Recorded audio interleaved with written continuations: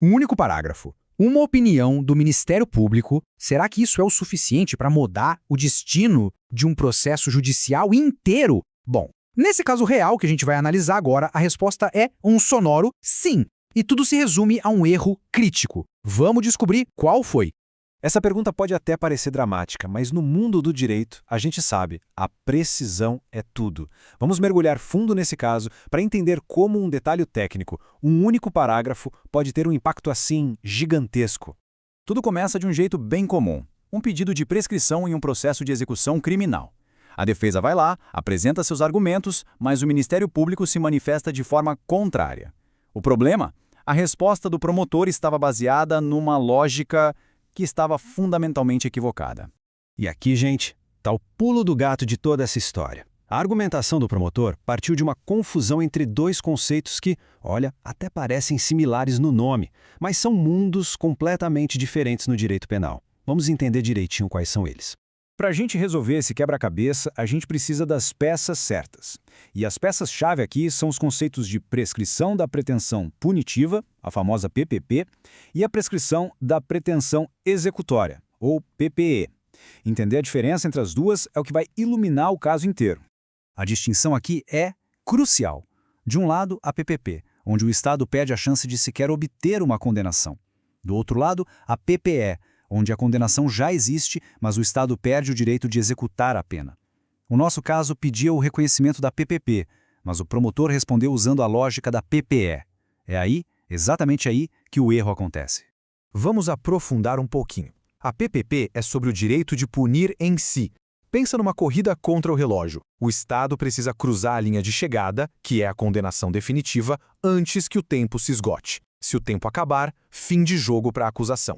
Já a PPE acontece num momento totalmente diferente. Aqui, a pessoa já foi julgada, considerada culpada, sentenciada. A condenação existe, está lá no papel.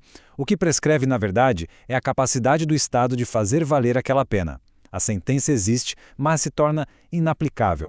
E essa confusão toda de conceitos levou diretamente a um erro de cálculo, um erro de matemática mesmo. O promotor adicionou um fator na conta que simplesmente não se aplicava aqui, a reincidência. Vamos ver como esse erro se materializou. A lei diz que se o condenado é reincidente, o prazo para a prescrição da pretensão executória, a PPE, aumenta em 1/3. O ponto crucial é esse. Essa regra do mais 1/3 só vale depois que já existe uma condenação definitiva para um réu reincidente. E aqui a gente vê exatamente o que o promotor fez. Ele pegou o prazo base de prescrição, que seria de 4 anos, e aplicou o aumento de 1/3 por causa da reincidência. Com isso, chegou a um total de 5 anos e 4 meses. O problema é que ele fez isso no contexto completamente errado. Agora, olha só por que esse erro de cálculo foi tão decisivo. Entre o recebimento da denúncia e a publicação da sentença, se passaram 4 anos e 1 mês.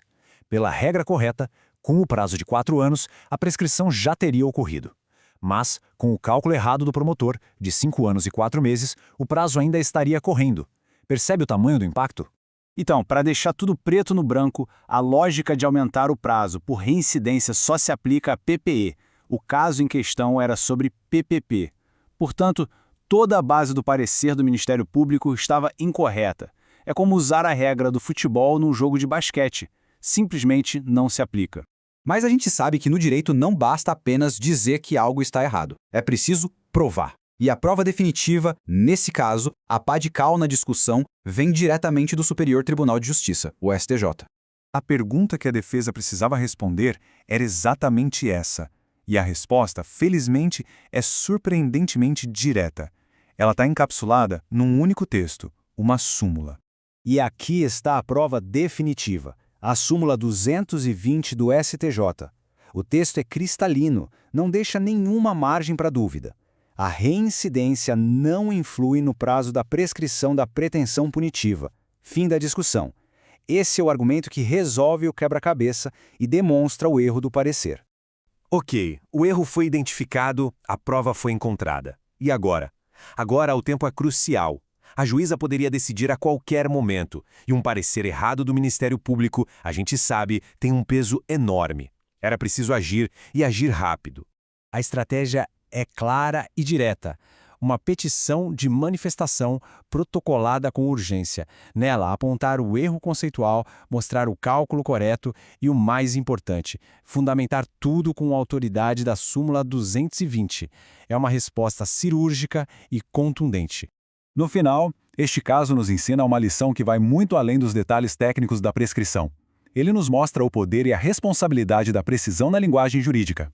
O que a gente tira disso é que esses conceitos não são meras abstrações. Eles determinam se uma pessoa vai ou não ser submetida a uma pena se o Estado agiu dentro do tempo que a própria lei deu a ele.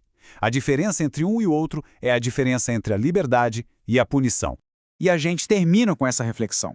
Este caso foi sobre PPP e PPE, mas a lição é universal. Ele nos faz pensar, em um sistema tão complexo como o nosso, quantos outros resultados críticos que mudam vidas dependem de uma única e precisa definição. A atenção aos detalhes não é só um exercício acadêmico, muitas vezes é a própria essência da justiça.